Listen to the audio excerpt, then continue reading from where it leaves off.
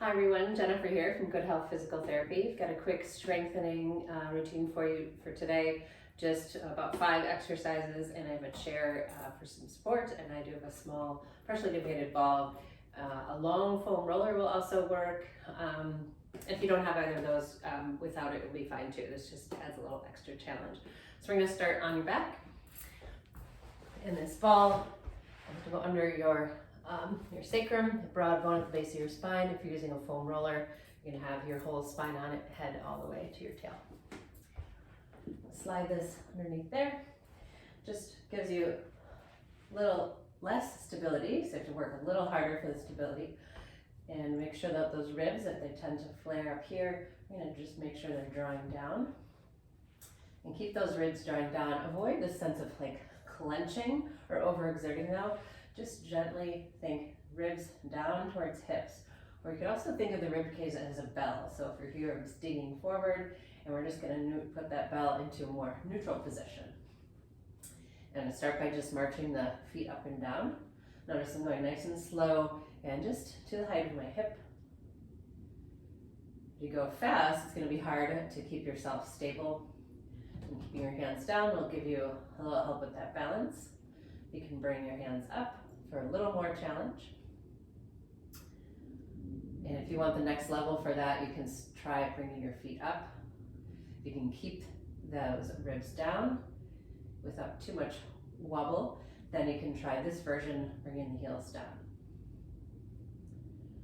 So we're just going to do kind of shorter sets today, just to give you a little workout. You can get your full body warmed up without taking too much time. So you can feel free to do the previous version, and I'll switch back to that just to show that again, drawing the ribs down. You might do this for, we'll do this for about a minute.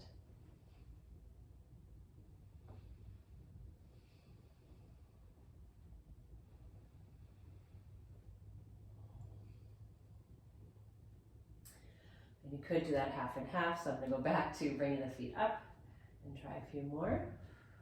If you're feeling any popping or discomfort in the front of the hips, it might mean it's a little too challenging for now, and try with the feet down, because if the hip flexors are doing a lot of the work, that might mean those deeper core muscles can't quite get it yet. And I like to say not yet, so we can keep an eye on working towards more challenging things. All right, and then we're going to do a couple of bridges. So I'm going to take that ball up from underneath me and draw the ribs down, and then peel your spine off of the floor, making sure you're just coming up until the hips are straight. So now a lot of you might have some more mobility in the spine. It'd be easy to keep lifting, but I want you to pay attention to that so we don't compress at the lower back. When you come down, I want you to keep that, think a little bit of posterior tilt, or keep that tail off of the floor as you bring your spine down one vertebra at a time from top to bottom. And that lowering down is often the more challenging part. So roll back, lift up, and roll down. And I'll just do 5 of these to start off, and some of you will just stick with this version, and then I'll show a progression for those of you who'd like to make it a little harder, kind of at the halfway point, or maybe next time when you come back to this again in the future.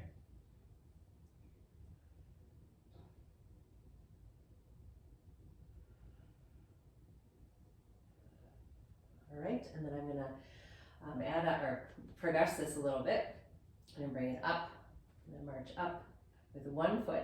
Make sure you keep the hips level. If you can't do this without shifting, dropping your hips to the side, then it's just not quite there. And actually we can there's a kind of in-between part. So let me start over with that part. So we're going to do the halfway kind of between those two that I just showed you. If you can't quite get that second one, I'm going to lift up into bridge. I'm just going to shift your weight side to side. So I'm going to lift my left heel, so my weight shifts to my right, and then lift my right heel, so the weight shifts to my left. Bring both feet down, and then return in the same way that we were working on. Let's try that one more time. Tuck, and roll up, and shift the weight, and roll down. And sorry, now one more. Roll up, shift the weight, and roll back down. Great. And go ahead and sit back up, and we'll move on to the side plank, which is the next one. Really great for the obliques, which stabilize the spine, really good for the shoulders. So we're gonna start just with the hips down so we can really focus on good positioning for the shoulders to make sure they're protected. So this elbow, you wanna make sure it's right under the shoulder. And you're gonna engage, like imagine you're trying to drag your elbow towards your hip, but you can't move it because it's stuck to the mat. And I want you to think about lifting from the underside of your arm. I want you to feel that muscle there. Reach around and grab it with your other hand. I'm just gonna drop and relax that. You might feel that relax or maybe even stretch a little bit. And then I want you to lift and see if you can feel that firm up a bit. And that's what we're looking for in any version of side plank. So you can stay here.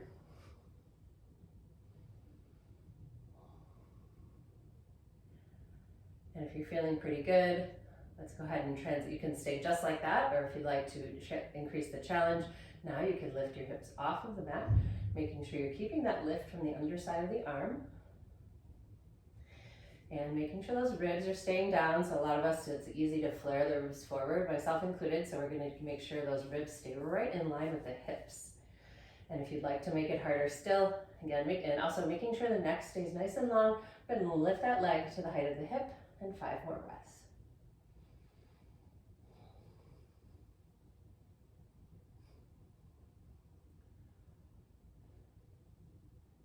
All right, and then I'll just do that same thing on the other side. So we'll start at the very beginning, just like we did on the first side, making sure the elbow is right under the shoulder and energetically dragging that elbow towards the hip, lifting from the underside of the arm. And again, let's go and feel that serratus muscle again. Let yourself drop, feel that soften or maybe stretch, and then lifting up and feel that firm. Holding it there. Just gonna keep this out of the way. And this arm can be down if you want. I like it up because then I can feel that reach and then help that energy of lifting on that side body. And there's an option to lift your hips up. It might not be the same experience on both sides, so it's also important to honor that. And if you do have a big difference one side to the other, you might try another set on the weaker side, help it catch up, even if it's a shorter set. Again, keeping those ribs in line with hips, don't let the bell ring forward, and lift that leg if you wish to add some challenge.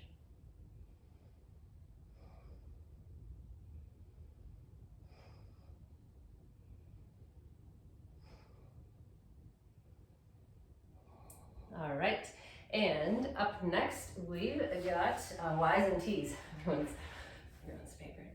So I do have a chair for this. You can use an ottoman if you like to rest your belly on. I don't have quite the right height of one, but you could put the ottoman right here underneath you, and then you might want a towel to rest your head if it's big enough for that. You have like a long one perhaps. But I'm gonna use a chair, and this makes it a little harder because you do have to use the core a bit more, but that's good, right? As long as it's not too much, as long as it's not irritating your low back. If you feel some stuff going on in the low back, especially in the center, that means you might not be able to lifting and stabilizing with your deep core enough. So I'm gonna bring this back a little bit. There we go.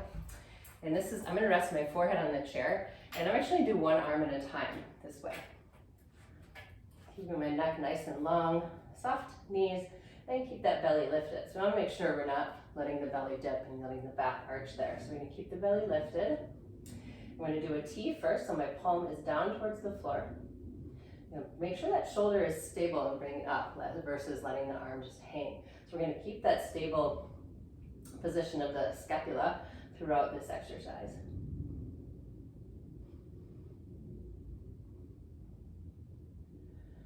And we're just going to start with 10. You could do both arms at one time if you want. Maybe try that if you return to this video in the future. Be a little trickier for the neck, especially if you're using a chair like this, but certainly doable.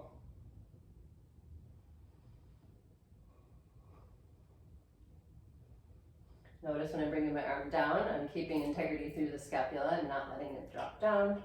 3, 2, 1, and we're gonna switch sides. Just gonna give myself some space here.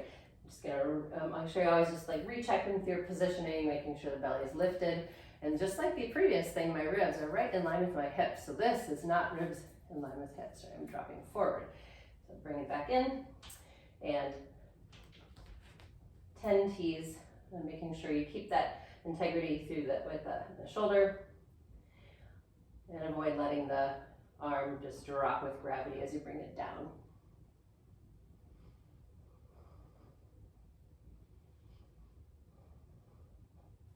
And these T's and the Y's, which are coming up next, are really great for working the muscles that help stabilize the scapula, but also bring them into the correct positions. This is emphasizing the middle fibers of the trapezius. And next is the Y exercise. So I'm going to go ahead and show you just 2 arms at one time. You could, if it doesn't feel that great for you, just go ahead and pause and then do one arm and then the other. But I just want to show this as well. I'm just going to put my forehead on the chair. So here you have to make sure your neck is in a good position too. So it might be easy for you to be in this position and not know. So make sure the chin, just a gentle tuck without tensioning the neck. Soft knees, belly lifted. And now I'm doing a Y shape with my thumb in a thumbs up position. And you don't have to go any higher. So I can see my arms and my peripheral vision. So it's plenty high. You don't have to feel like you have to bring them higher. You'll lose position then. Bring them up. And as you do this, bring some awareness to that bottom tip of the scapulas, because they're going to draw down and in. Not squeeze, just gently draw down and in.